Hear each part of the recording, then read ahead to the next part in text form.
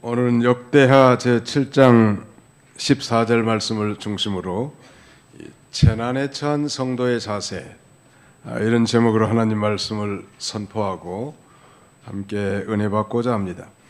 오늘 본문 바로 앞 역대하 6장에서는 솔로몬 왕이 이제 성전을 짓고 여호와의 제단 앞에서 무릎을 꿇고 하늘을 향하여 손을 펴서 하나님 앞에 간절히 기도한 것을 기록하고 있습니다. 그리고 이 7장 이제 서두에서는 기도를 마치자 여호와의 불이 하늘에서 내려와서 그 번제물들과 제물들을 사르고 여호와의 영광이 그 성전 안에 가득 임하게 됐다고 기록하고 있습니다. 소위 솔로몬의 성전 낙성식 제사와 또 같은 기간에 드리는 이 장막절 제사, 그리고 이 솔로몬의 기도가 하나님 앞에 상달되었음을 알 수 있습니다.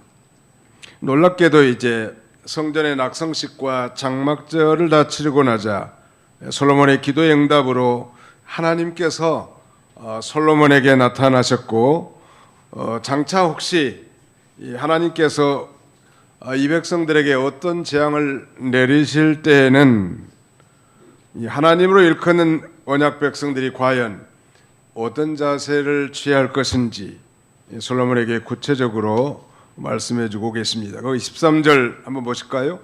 홍내가 하늘을 닫고 비를 내리지 아니하거나 홍메뚜기들에게 토산을 먹게 하거나 혹 전염병이 내 백성 가운데 유행하게 될 때에 내 이름으로 일컫는 내 백성이 그들의 악한 길에서 떠나 스스로 낮추고 기도하여 내 얼굴을 찾으면 내가 하늘에서 듣고 그들의 죄를 사하고 그들의 땅을 고칠지라.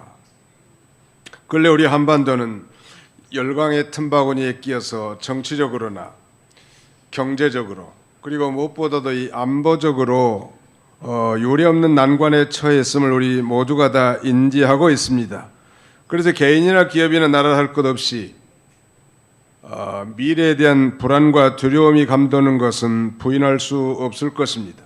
이 정도면 소위 국가의 재난의 위기라고 말할 수 있을 것 같은데요. 그렇다면 성경은 이런 국가적 재난과 위기, 환난 가운데서 우리 그리스도인들, 아니 한 대한민국의 한 시민으로서 하나님 나라의 백성으로서 과연 어떠한 자세를 취해야 되겠는지 성경은 그 해답을 우리에게 제시해 주고 있습니다. 우리 다 같이 역대하 7장 14절 말씀을 묵상하면서 통독하겠습니다. 시작. 내 이름으로 일컫는 내 백성이 그들의 악한 길에서 떠나 스스로 낮추고 기도하여 내 얼굴을 찾으면 내가 하늘에서 듣고 그들의 죄를 사하고 그들의 땅을 고칠지라. 여호와 하나님께서는 솔로몬의 이 기도의 응답으로 말미암아 내 이름으로 일컫는 내 백성이 그들의 악한 길에서 떠나 스스로 겸비하여 기도해서 하나님의 얼굴을 구하면 하나님께서 이 하늘에서 그들의 기도를 들으시고 그들의 죄를 사해 줄 뿐만 아니라 그들의 땅을 고쳐줄 거라고 이렇게 응답하고 있습니다. 이 자기 언약 백성들이 나라의 재난과 이경을 만났을 때 취할 그 첫 번째 자세는 우리 주보에도 기록해 놨습니다만 악한 길에서 떠나라는 거예요. Turn from your wicked ways. 여러분들이 악한 길에서 돌이키라는 것입니다. 다시 말씀드리면 이 국난 극복의 첫 번째 비결, 아니 정말 그리스도인으로서, 크리스찬으로서, 하나님의 백성으로서 정말 나라의 위경이든 개인의 위경이든 사업이든 교회든 할 것 없이 이 국난을 극복하는 이 첫 번째 비결은 자기가 지금 걸어가고 있는 길이 악한 길이라면 그 악한 길에서 돌이키라는 거예요. 그렇다면 하나님께서 말씀하신 악한 길이란 무엇일까요? 자, 거기 19절 한번 보실까요? 그러나 너희가 만일 돌아서서 내가 너희 앞에 둔 내 율례와 명령을 버리고 가서 다른 신들을 섬겨 그들을 경배하면 그랬는데, 우리 그리스도인들, 아니 예수 그리스도 안에서 그의 피로 맺어진 언약 백성들에게 있어서 하나님을 대적하고 반역한 이 악한 길이라면 여기 하나님의 윤리와 명령을 버리는 것이 될 거예요. 첫 번째는. 그 다음에는 하나님 대신에 하나님을 떠나서 다른 신들을 섬겨 그들을 경배하는 행위일 것입니다. 오늘날 우리가 무슨 우상을 만들어 놓고 섬기는 시대가 아니지만, 그러나 이 하나님보다 더 사랑하고 하나님보다 더 지배받고 하나님보다 더 의지하는 현대인의 이 맘모니즘 역시 우상일 수가 있겠죠. 사업이나 아니면은 취미나 혹은 자녀나 이 개인의 하나님을 떠나서 더 의지하고 붙드는 것, 그 모든 것들이 우리의 우상이 될 수 있을 거예요. 그것이 하나님 보시기에는 악한 길이란, 그 길에서 돌아서라는 것, 그것이 성경의 이 교훈입니다. 그리고 이제 돌아섰다면 그 다음에는 악한 길에서 돌이켰다면 이제 그 반대 의로운 길로 걸어가야 되겠는데, 그 의로운 길의 대명사라고 할 수 있는 다윗에 대해서 언급합니다. 17절을 보실까요? 네가 만일 내 앞에서 행하기를 내 아버지 다윗이 행한 것 같이 하여 내가 내게 명령한 모든 것을 행하여 내 율례와 법규를 지키면, 그랬습니다. 이 성경에 이스라엘의 남북조 시대에 중요한 두 길이 등장하게 되는데, 북이스라엘에서는 소위 여로보암의 길이고요, 남쪽 유다의 이 선원왕들의 공통적인 걸어간 길은 다윗의 길입니다. 소위 데이비스 웨이, 다윗의 길이 뭔가? 그것은 여호와의 명령을 지키고 전심으로 여호와 하나님을 쫓고, 즉 전심으로 여호와 하나님을 따르며, 그 다음에는 여호와 보시기에 정직한 일을 행한 것, 그것이 바로 다윗의 길이고 의로운 길이란 말. 그러므로 이 악한 길에서 돌이켜가지고 의로운 길을 걸어갈 때 우리에게 닥친 모든 재난과 환난, 어려움을 우리가 다 극복할 수 있는 것입니다. 우리 그리스도인들에게 하나님께서 우리에게 그렇게 명령하신 것, 악한 길에서 돌아서면 하나님이 축복하신다고 약속하고 있습니다. 18절 보실까요? 내가 내 나라의 왕위를 견고하게 하되 전에 내가 내 아버지 다윗과 언약하기를 이스라엘을 다스릴 자가 내게서 끊어지지 아니하리라 한 대로 하리라. 왕이 소위 이스라엘의 다이내스티를 견고하게 해주시고, 그 다음에는 이스라엘을 다스릴 리더가 계속 이 끊어지지 않도록 세워주실 것을 약속하고 있습니다. 바울은 그의 사랑하는 아들과 같은 제자 디모데에게 주신 말씀이 있는데, 그 말씀을 통해서 말세를 사는 우리 성도들이 어디에서 돌이켜야 될지를 짐작할 수 있게 해놨습니다. 디모데후서 3장 1절 이하에 보니까 너는 이것을 알라. 말세에 고통하는 때가 이르러 사람들이 자기를 사랑하며 돈을 사랑하며 교만하며 비방하며 부모를 거역하며 감사하지 아니하며 거룩하지 아니하며 무정하며 온통함을 풀지 아니하며 모함하며 절제하지 못하며 사나우며 선한 것을 좋아하지 아니하며 배신하며 조급하며 자만하며 쾌락사랑하기를 하나님 사랑하는 것보다 더하며 경건의 모양은 있으나 경건의 능력은 부인하는 자니 이 같은 자들에게서 내가 돌아서라. Turn from your wicked ways. 여러분들의 악행에서 돌아서라는 것. 그야말로 지금은 말세 중에서도 말세인 것이 분명하단 말. 세상에 자기에게 무슨 반말하고 화나게 했다고 해서 토막을 내가지고 한강에 던지지를 않는가. 자기의 전 남편을 잘라가지고 부어가 좋아가지고 흔적도 남기지 않는 인간이 있는가 하면 그야말로 예전에 미처 몰랐던, 알지 않았던, 상상할 수 없었던 일들이 여기 다 나타납니다. 그리고 이제 거기서 돌아서서 바울은 디모데에게 배우고 확신한 일에 거하라고 당부하고 있습니다.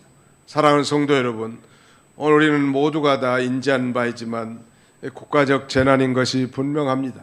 국가적 재난과 나와 무슨 상관이 있겠습니까? 라고 반문하실지 모르겠지만 국가적 재난은 곧 개인의 재난이요, 교회의 재난이요, 가정의 재난이요, 기업의 재난이요, 사회의 재난이. 우리가 1997년 IMF 당시에 우리는 이 IMF라는 단어도 잘 모르는 사람들이. 그러나 그 결과로 말미암아 저 시골 이 한가한 그 농가 가운데도 경제적 타격을 입고 고통을 느꼈을 때를 우리가 다 기억하고 있단 말이에요. 이런 이 재난 가운데 과연 우리가 어떻게 해야 되겠단 말. 우리 믿는 사람들이 정신 차리고 그 악한 길에서 돌이켜야 할 것입니다. 그 다음에는 두 번째는 스스로 낮추고 그랬습니다. Humble yourselves. 여러분 자신들을 겸비하라는 거예요. 옛날 개혁 성경에는 이 부분을 스스로 겸비하여 이렇게 번역하고 있는데요. 여호와 하나님께서 솔로몬을 향해서 어떤 재난이 이르거든 스스로 겸비하고 낮추라는 거예요. 겸비한 태도를 취하라는 거예요. 우리 인간들은 여전히 부패한 성품을 가지고 있기 때문에 교만하기를 잘합니다. 그리고 자기를 겸손하다고 믿는 사람들도 그 마음 밑바닥에는 여전히 교만이 깔려있는 경우가 많고, 아니 자기가 겸손하다고 믿는 사람일수록 그 마음 안에는 더 무서운 교만이 자리 잡고 있는 수가 있다는 거예요. 교만하면 주님을 만날 수 없고 교만하면 주님의 긍휼을 기대할 수 없는 것입니다. 그래서 성경은 이 교만에 대한 이 말하자면 교만하지 말 것에 대한 이 교훈을 아주 반복해서 말하고 있는데, 가령 잠언 29장 23절에 보니까 사람이 교만하면 낮아지게 되겠고 마음이 겸손하면 영예를 얻으리라. 또 사람의 마음의 교만은 멸망의 선봉이요 겸손은 존귀의 앞잡이니라 라고 말씀합니다. 하나님께서 내리시는 재난과 그 고통은 사람들의 교만을 꺾는 강력한 힘을 가지고 있습니다. 그래서 하나님이 재난을 때로 내리시는 거예요. 오늘 본문에 하늘 닫고 비를 내리지 않는 기근장을 당한다든지 메뚜기들에게 토산을 먹게 하는 그런 이 산업의 핍제를 당하게 한다든지 전염병이 백성 가운데 유행하게 해서 이 고통을 당하게 하는 이런 이 천재뿐만 아니라 모든 인재의 재난까지도 우리 그리스도인들 하나님께서 낮추시기를 원하시는데, 바로 그 재난이 이 사람들의 교만을 꺾는 강력한 힘이 될 수 있고, 하나님이 주신 재앙이야말로 교만이라는 악을 단번에 부술 수 있는 큰 쇠망치와도 같은 것입니다. 그래서 아무리 악한 사람이라도 어떤 재난을 당하고 나면, 아니면 큰 병을 앓고 났다든지 사람이 좀 스스로 낮추는 자세를 취하는 것이 말하자면 인지상정인데요. 그런 면에서 재난에 봉착 시 오늘 성경은 스스로 겸비한 태도, 스스로 자기를 낮추라는, 여러분 우리 하나님께서는 겸손한 자를 사랑하시고 은혜를 베푸십니다. 또 사람들도 겸손한 자를 다 좋아하게 돼 있어요. 교만한 사람들 별로 안 좋아해. 사람들이 나를 미워한다고 하면 내가 교만한 줄 알면 돼. 교만한 사람들은 그래서 친구들이 많지 못하지요. 겸손한 사람들은 모든 사람들이 좋아하고, 이것은 대한민국의 법만 통하는 게 아니고 전 세계 유니버설 로우란 말. 겸손한 자 누구나 다 좋아해. 미국 사람도 좋아하고 중국 사람도 좋아하고 러시아 사람도 좋아하고 영국 사람도 좋아하고, 교만한 사람은 미국 사람도 싫어하고 중국 사람도 싫어하고 한국 사람도 싫어하고 일본 사람도 싫어하고.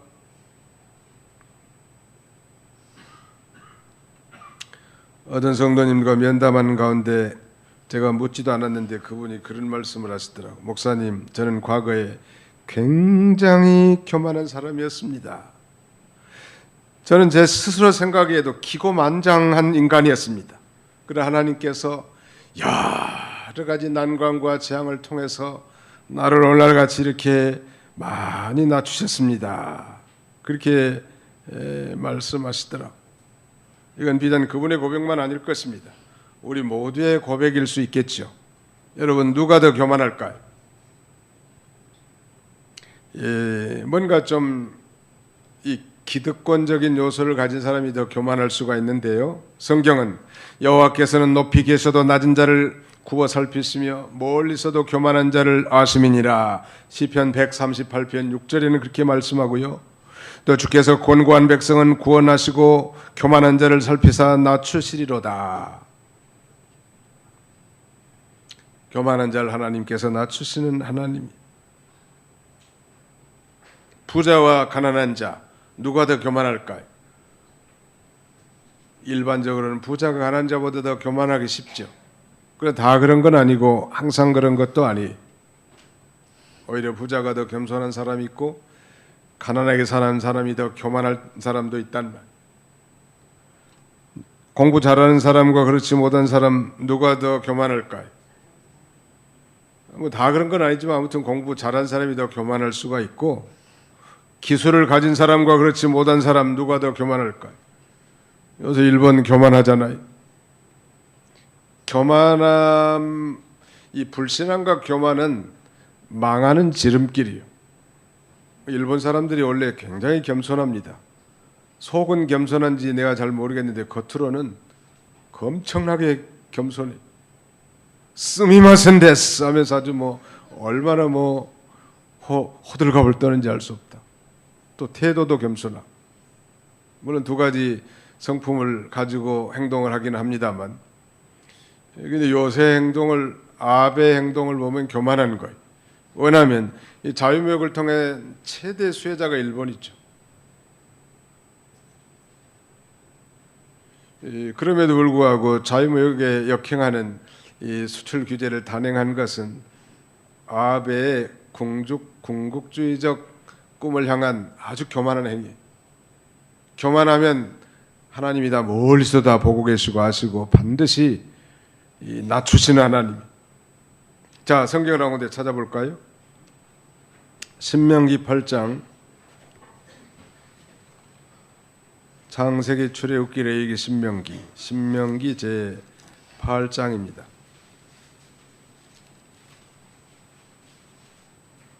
신명기 8장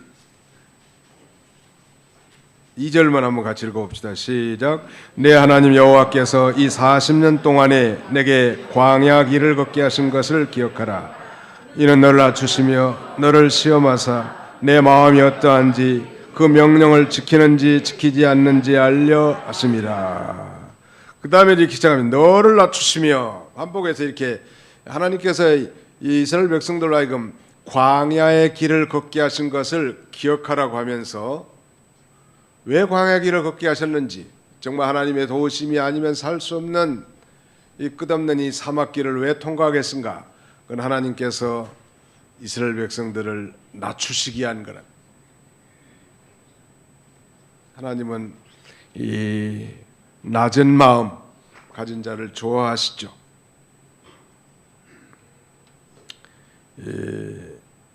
재난을 당할 때는 개인이나 가정이나 기업체나 국가나 모두 스스로를 돌아보고 겸비한 자세를 취해야 합니다.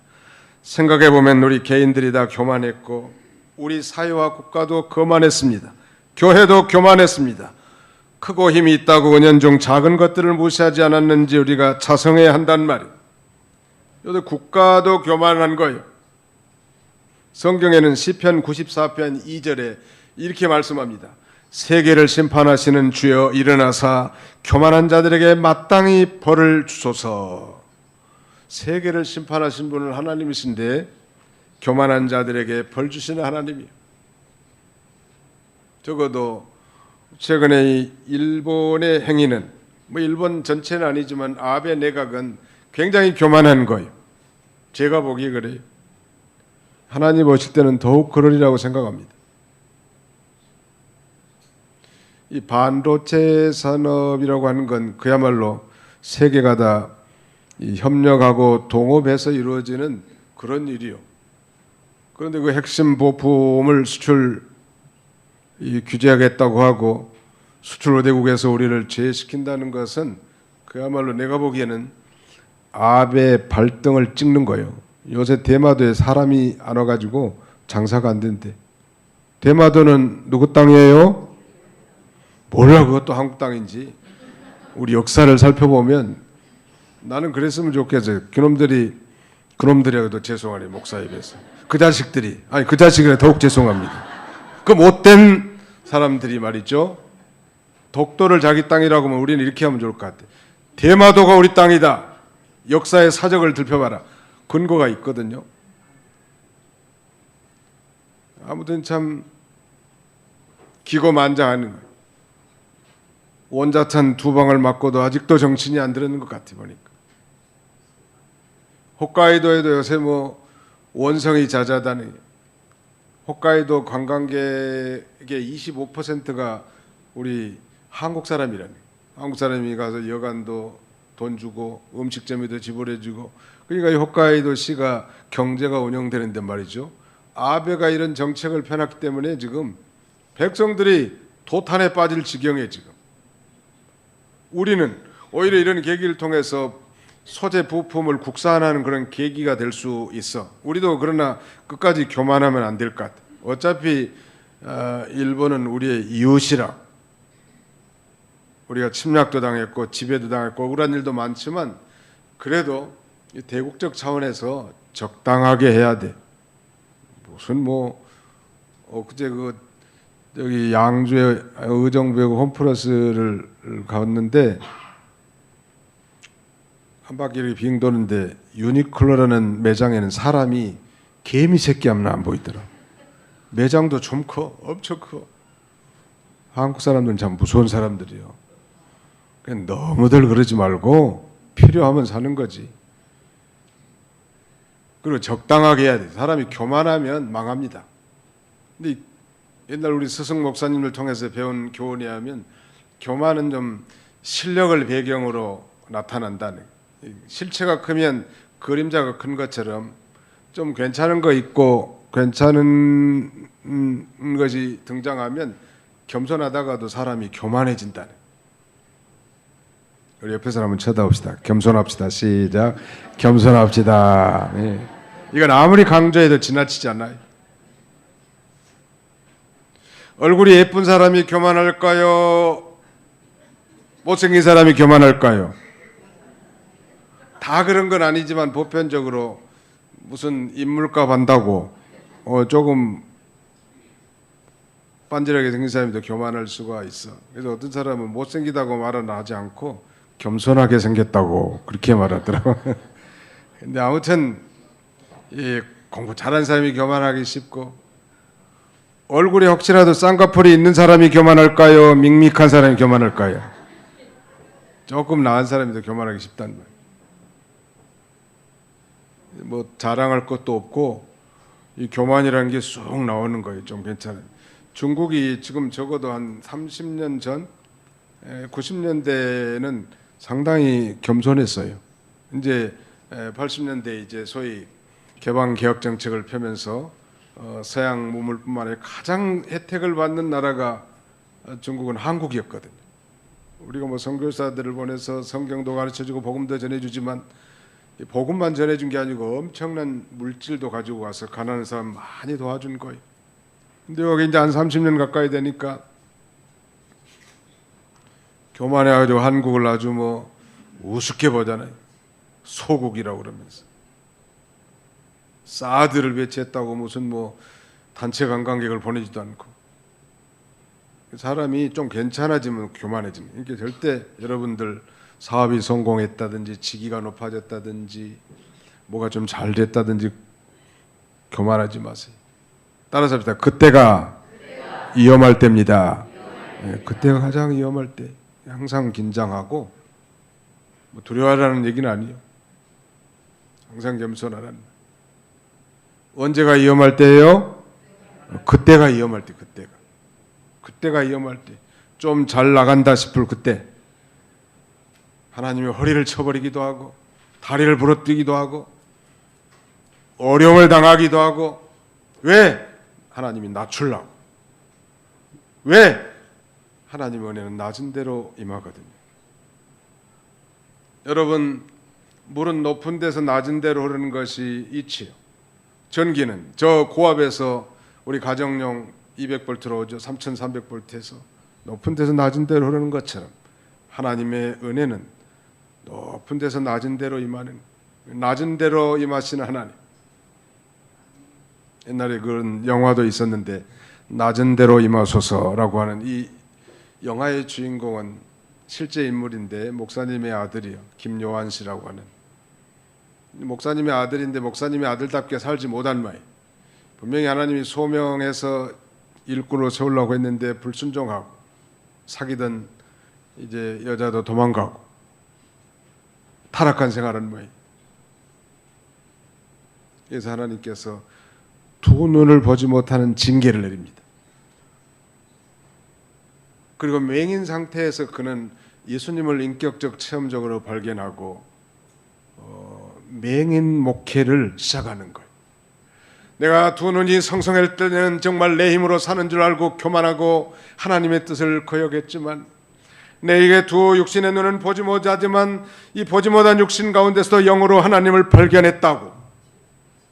우리 하나님은 정말 낮은 대로 그 하나님의 은혜가 임하신다고 그는 스스로 고백하고 증거하는 인생을 삽니다. 절대 교만하면 안 돼. 우리가 정말 평소에도 그래야 되겠지만 특별히 재난과 어려움을 당했을 때는 우리 자신들의 소위를 되돌아보고 그 악한 길에서 돌이킬 뿐만 아니라 누가 뭐라 하지 않아도 추스려서 내가 이러면 안 되지 하고 이렇게 겸비한 태도를 취하는 것이 우리 성도들의 자세일 것입니다. 자, 마지막 하나는 이 기도하여 하나님의 얼굴을 찾으란 말이.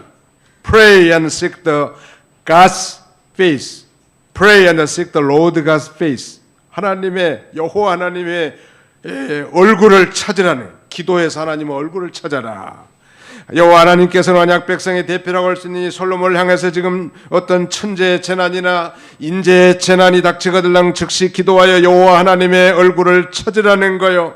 여러분, 여호와 하나님의 얼굴을 찾으라는 것은 여호와 하나님의 임재를 구하고 부르짖으라는 것입니다. 우리의 삶 가운데, 아니 우리의 가정에, 우리의 사업장에, 우리의 인생의 진로에, 아니 이 나라에 하나님의 임재가 가득하도록 부르짖으라는 것.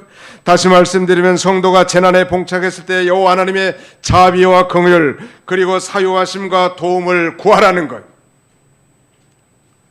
악한 길에서 떠난 다음에 의로운 길로 돌이키고 스스로 겸비하면서 이제 하나님 앞에 부르짖는 것이 재난의 문제를 해결할 수 있는 유일한 길이고, 우리가 부르짖을 때 그 문제를 해결할 수 있는 유일한 분은 곧 하나님이시기 때문에 부르짖어서 여호와 하나님을 만나라는 거예요.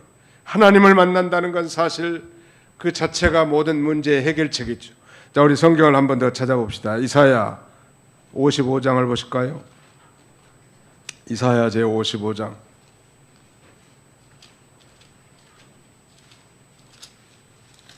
이사야 제 55장 6절로 7절을 같이 찾아서 통독하도록 하겠습니다.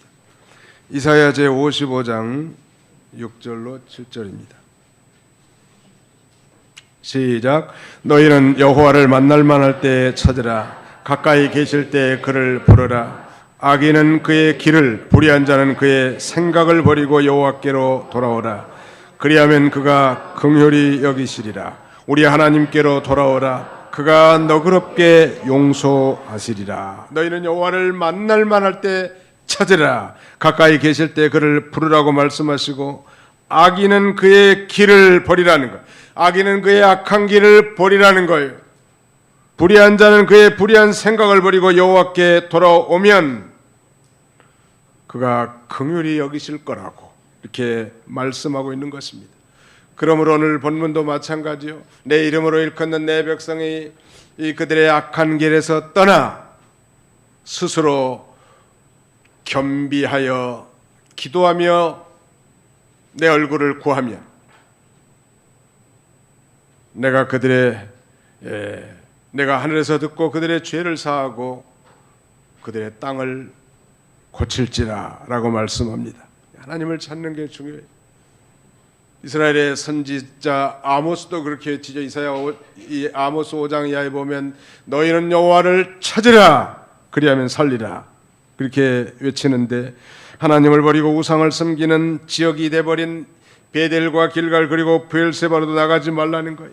길갈은 반드시 사로잡히겠고 베델은 비참하게 될 것이라고 말씀하면서 너희는 여호와를 찾으라 그리하면 살리라 라고 반복합니다. 베델과 길갈, 그리고 이 부엘세바는 유명한 우리 이 기독교적 아니 이스라엘 신앙의 성지라고 할 수 있겠는데, 그 모든 성지들이 다 우상 섬기는 우상 단지들이 다 버렸단 말이에요. 그래서 이스라엘 백성들 향고 우상 섬기러 가지 말고 사시고 참되신 하나님, 생사화복을 주관하신 전능하신 신 여호와 하나님을 찾으면 하나님이 살게 해주겠다. 너희는 여호와를 찾으라 그리하면 살리라. 이 말은 그리하면 살리라. 이 말은 그리하면 내가 너희를 살게 해주겠다. 이 말. 먼저 그 영혼이 살게 해주시고, 영원히 하나님과 바른 관계가 회복된 자들에게는 하나님께서 필요한 모든 의식주의 문제들도 형통한 길을 열어서, 아니 좋은 사람을 만나게 해주셔서 환경을 개선시켜서라도 하나님이 살게 해주시는, 하나님이 살게 하면 사는 거예요. 여러분, 아무리 경제가 어렵고 일본의 뭐 수출 규제와 미중 간의 무역 전쟁이 있고 그야말로 이런 어려운 가운데 있다 할지라도 하나님이 살게 하면 사는 거예요. 믿으시기 바랍니다. 성경에는 이제 18세기 산업혁명 이후로 극도로 이제 식민지 지배 정책과 함께 복음이 전 세계로 전파됩니다. 그 대표적인 나라는 영국이었죠. 그런데 이제 그 운동이 소위 이런 걸 소위 백마 운동이라고 합니다. 그런데 1917년 이 제정 러시아, 자유로운 제정 러시아에 말하자면 레닌을 중심으로 공산주의 혁명, 볼셰비키 혁명이 일어나서 그 드넓은 땅 러시아가 공산화가 됩니다. 소위 사상전, 이 말하자면 붉은 말이 등장하기 시작해가지고 전 지구촌의 약 절반가량이 붉은색으로 물들어 버립니다. 그때 월남이나 북한도 마찬가지고 저 동구도 마찬가지, 쿠바도 마찬가지. 그런데 또 한 가지 놀라운 일은 그 공산주의 종주국인 러시아, 즉 소련이 고르바초프 대통령 당시에 이 경제전에 밀려서 말하자면 사상전, 공산주의가 말하면 몰락해버리는 거예요.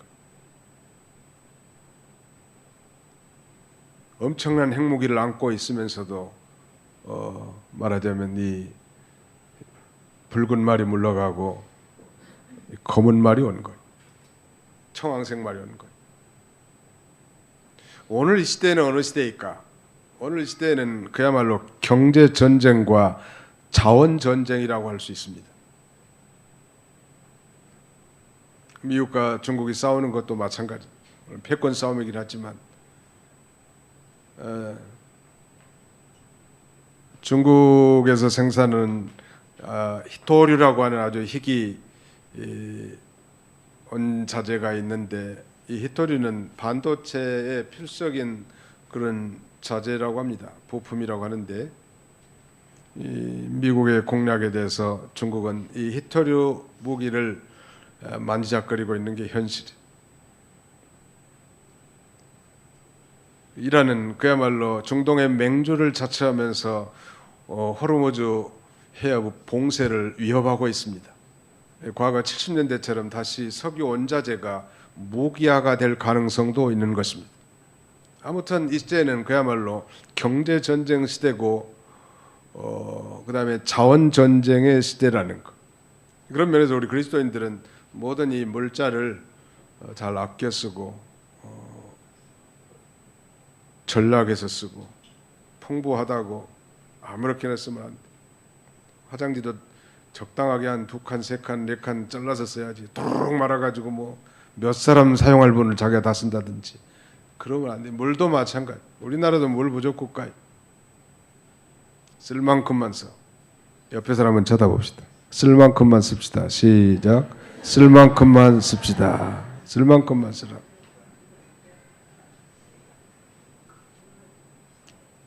앞으로 그야말로 이 경제적으로 더 심각한 어려움이 올 수도 있습니다. 우리는 쓸 만큼 쓰고 믿는 일에 진력을 다해야 되겠죠. 그러나 성경에 보니까 그런 그 전쟁 가운데서도 이 포도주와 감람류는 해치지 말라라고 아주 엄격하게 기록되어 있는데 이것은 우리 택한 백성들이겠죠. 정말 예수 그리스도를 믿는 성도들이 주와 복음을 위해서 하나님 나라를 확장하고 전 세계에 선교하며 가난한 자들을 돕고 하나님 나라를 세워나가는 이 하나님의 백성들은 아무리 어려운 전쟁과 기근 가운데서도 하나님이 보호하심으로 하나님이 살게 하시니까 살게 된다는 것 믿으시기 바랍니다. 하나님이 살게 하시면 사는 거예요. 저는 뭐 아전인수인지는 모르지만 이 나라 이 백성도 심각하게 타락해서 징계받을 만하지만 그래도 아직도 전 세계에 복음을 증거하는 우리 선교사들이 많이 있고 하나님의 나라를 위해서 정말 순결한 신앙을 가지고 헌신하는 그리스도인들이 있기 때문에 이 사람들에게 소망을 하나님이 잃지 않을 것 같아요. 이들을 위해서 한국을 하나님이 잘되게 할 것 같아요. 옛날 어떤 이 선교학자가 그렇게 해석하는 사람이 있어요. 한 20, 30년 전에.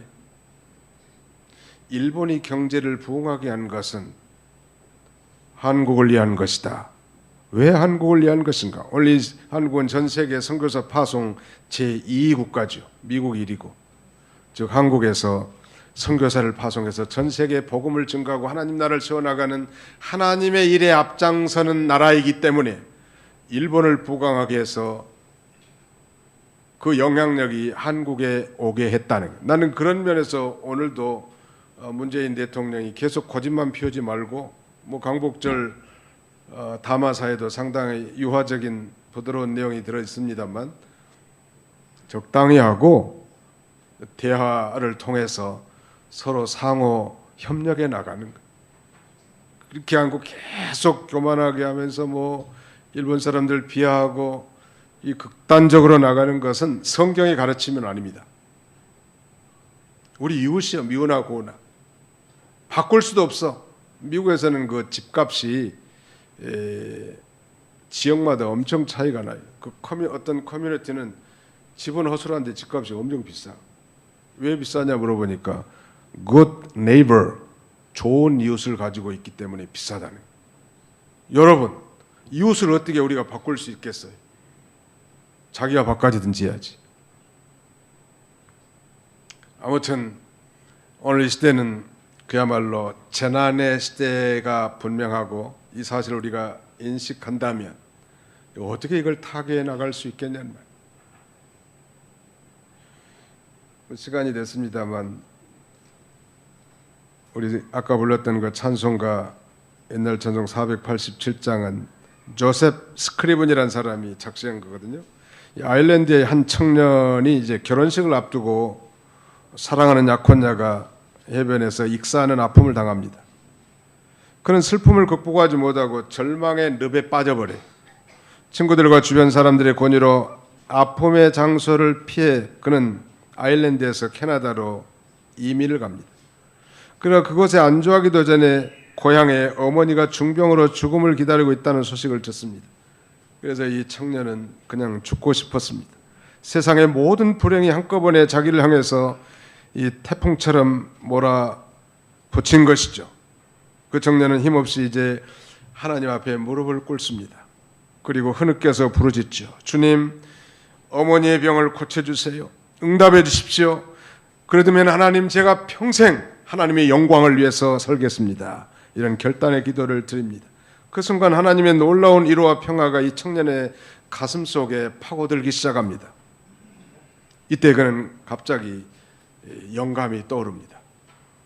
그 가사가 이거예요. 시험 걱정 모든 괴로움 없는 사람 누군가, 부질없이 낙심 말고 기도드려 아뢰세.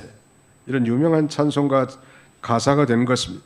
그는 고향에 전화해서 어머니 안부를 물었는데 놀랍게도 그 중병을 앓던 어머니가 거짓말처럼 완전히 치료됩니다. 기쁜 소식을 들었습니다. 이 청년이 바로 조셉 스크리븐인데 그는 울부짖으며 드린 기도가 어머니를 살리는 이 기적을 일으킨 것입니다. 이처럼 기도는 실패가 없어요. 재난을 만났을 때 우리는 기도하여 하나님의 얼굴을 구하는 것이 중요하고, 오늘 본문 마지막 7장 14절이 요절인데 그 마지막 부분에도 그들의 내가 하늘에서 듣고 그들의 죄를 사하고 그들의 땅을 고칠지라, 그 땅을 고친다라고 성경은 당당하게 얘기합니다. 땅의 회복은 용서함 받는 하나님의 백성에게 주어지는 축복이죠. 왜냐하면 인간의 의식주는 대개 다 전반적인 생활이 토지, 땅에 의존하고 있기 때문에 고대 세계에서는 더욱 그랬을 거예요. 그러므로 하나님은 종종 땅을 통하여 축복과 저주를 내린 것입니다. 내 이름으로 일컫는 내 백성이 그들의 악한 길에서 떠나 스스로 겸비하여 기도하며 여호와의 얼굴을 구하면 내가 하늘에서 듣고 그들의 죄를 사하고 그들의 땅을 고칠지라.